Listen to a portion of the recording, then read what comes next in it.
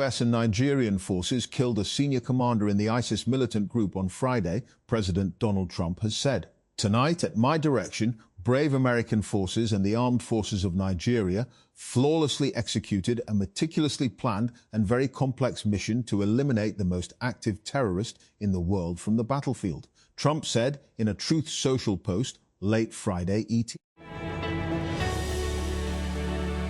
US President Donald Trump said on Friday that Abu Bilal al-Minuki, second in command of ISIS globally, had been eliminated in an operation conducted by US and Nigerian forces. Tonight, at my direction, brave American forces and the armed forces of Nigeria flawlessly executed a meticulously planned and very complex mission to eliminate the most active terrorist in the world from the battlefield.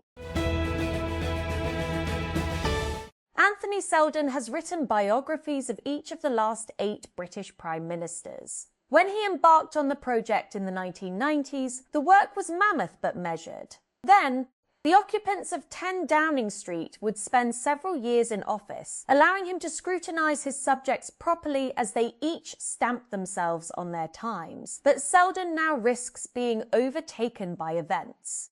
After the recent churn of leaders under the previous Conservative government, which saw the party cycle through 3 leaders in 1 year, Seldon had hoped that Keir Starmer's victory in 2024 would herald a return to political normality. Starmer's Labour Party won a thumping majority in Parliament and promised a decade of national renewal. Pakistan's forthcoming budget confronts a difficult reality. The formal economy is overtaxed, investment remains weak, exports struggle to compete regionally, and salaried individuals face rising tax burdens even as inflation erodes purchasing power. Yet meaningful tax relief appears fiscally difficult at a time when economic growth is slowing, debt servicing costs remain elevated, and IMF discipline continues to constrain policy choices. This dilemma has triggered an important national debate. If Pakistan wishes to reduce the burden on documented businesses and taxpayers, how can it compensate for the resulting loss in revenue? The answer lies in recognizing that Pakistan's fiscal challenge is no longer simply one of raising taxes. It is increasingly about how all parts of the state can share responsibility for reviving industry, employment, and economic growth. This responsibility includes the provinces in which employment is potentially created. The Middle East's largest annual contemporary art fair opened in Dubai on Friday against the backdrop of the Iran war, drawing fewer galleries and a more local crowd than usual. This year, in its 20th edition, Art Dubai opened a month late and in a scaled-down format after the regional conflict forced the organisers to revise their plans. Milan Fashion Week said on Friday it would invite participating brands at its high-profile runway shows not to show fur, in a partial concession to animal rights activists following pressure. The National Chamber of Italian Fashion, CNMI, which organises Fashion Week, has been under pressure from animal activists to ban fur at the shows. Something Fashion Weeks in London, New York, and various others have already done. Berlin. German Chancellor Friedrich Merz said on Friday he would advise his children against living or studying in the United States at the moment, citing a rapidly changing social climate and limited opportunities even for the highly educated. The remarks highlight tensions between the United States and its European allies under President Donald Trump, with disputes over trade, the wars in Ukraine, and now Iran putting the NATO alliance under strain. PTI M&A's question centres double standard over worsening law and order in both provinces. Tariq Fazal Chaudhry says it with CM bug provincial subjects. Lawmakers from the opposition PTI on Friday questioned why terrorism and lawlessness continued to afflict Balochistan and called out what they termed the government's double standard when it came to Khyber Pakhtunkhwa. Decision comes in response to traders' protests, appeals by Shopping Malls Association and general public. Lahore Chamber of Commerce welcomes move, describes it as important business-friendly step. Khyber Pakhtunkhwa Governor CM resolved to ease restrictions in their province as well, Lahore, responding to traders' protests and appeals by the Shopping Malls Association and general public to revise 8 p.m. business closure timings. The Punjab government has granted partial relief and lifted the restriction on market timings until June 1. Kawang Nu-jin needs fuel to plough and fertiliser to nourish his rice as planting season approaches. But the ships carrying his crucial cargo are trapped 2,000 miles away by Iran's stranglehold of one of the world's most important waterways. Now, the farmer is running the calculations. Can he survive when the costs of fuel and farming come to more than he earns from selling rice?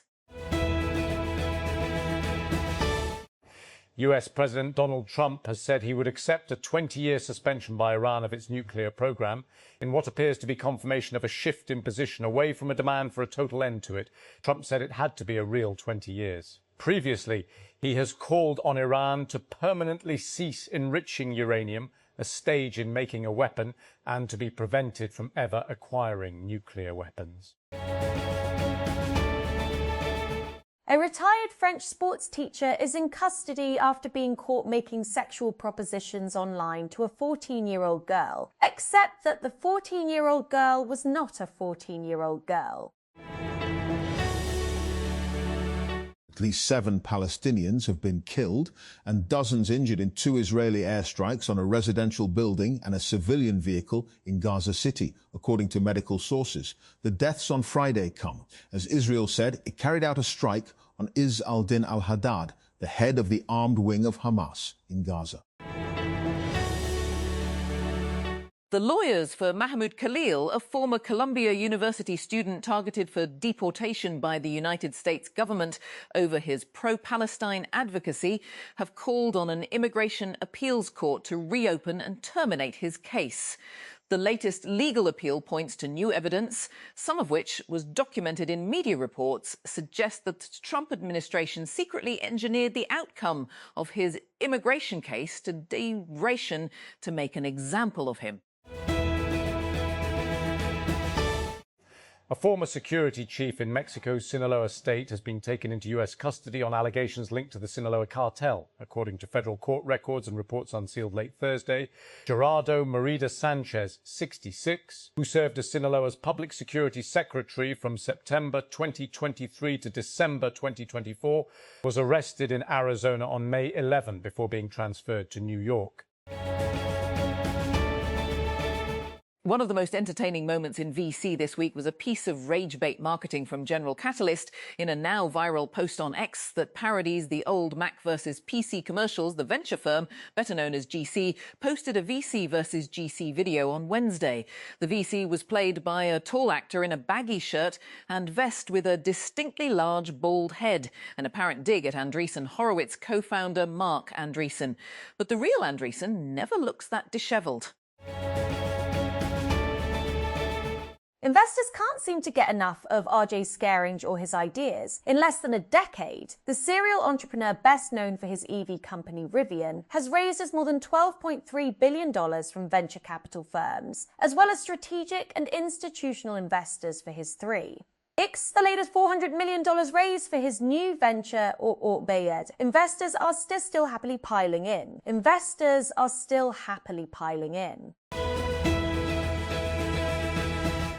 A year ago, United States-China relations reached one of their lowest points when Donald Trump announced his Liberation Day tariffs. The US president made some concessions when he met his Chinese counterpart, Xi Jinping, a few months later. Pakistan's Fatima Sana has broken the record for the fastest half-century in women's T20 international cricket matches with a 15-ball 50 against Zimbabwe and Karachi, Pakistan.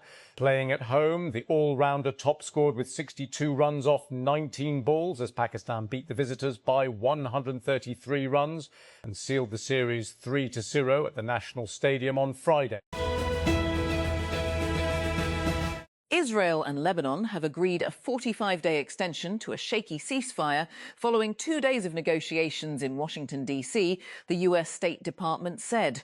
We hope these discussions will advance lasting peace between the two countries, full recognition of each other's sovereignty and territorial integrity, and establishing genuine security along their shared border, said State Department spokesman Tommy Pigott.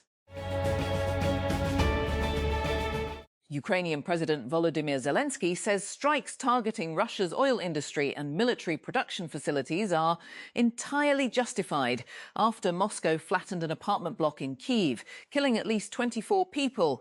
On Friday, Zelensky warned that Russia's attacks would not go unpunished, saying he had discussed long-range strikes with senior military, security and intelligence officials as a day of mourning was observed in Kyiv, following Thursday's attack on a 9-story apartment block in the capital's Darnitsky district.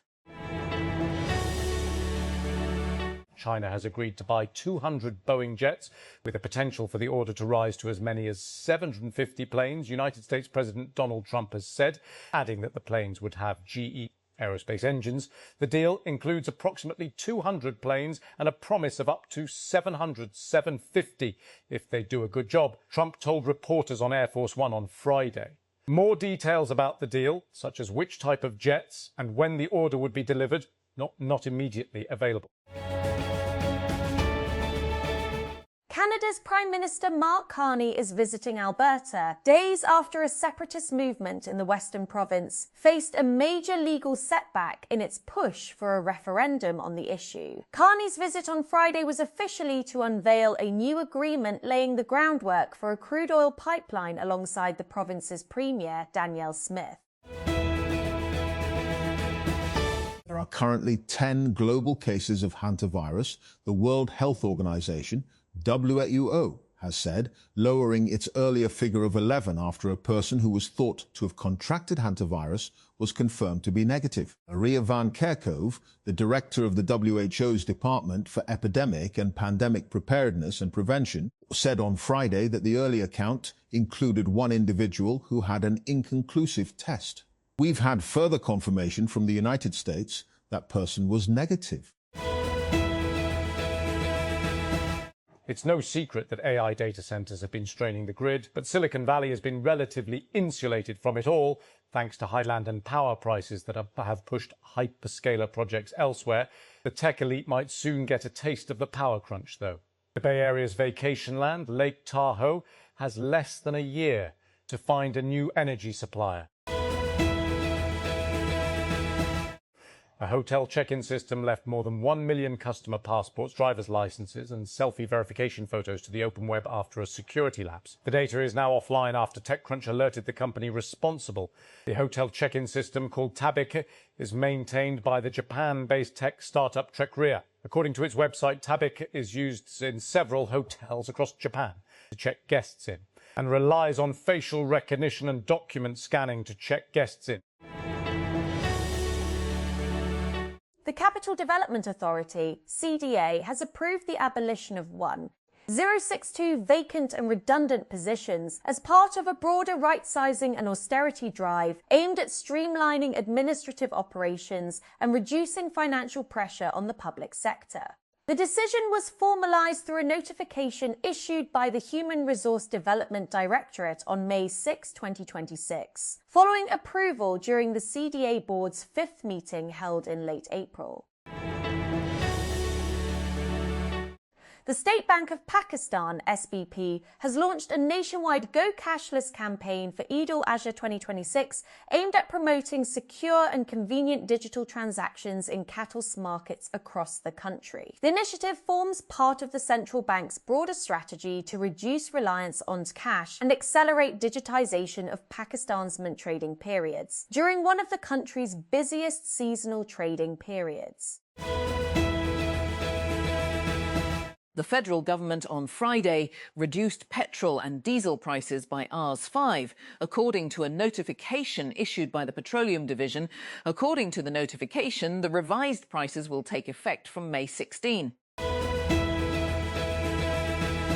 A judge has declared a mistrial in the rape case against Harvey Weinstein after the jury in New York said it was deadlocked and unable to reach a verdict. It marks the third time a New York jury has considered the case against the 74-year-old disgraced film mogul, who remains jailed on other charges.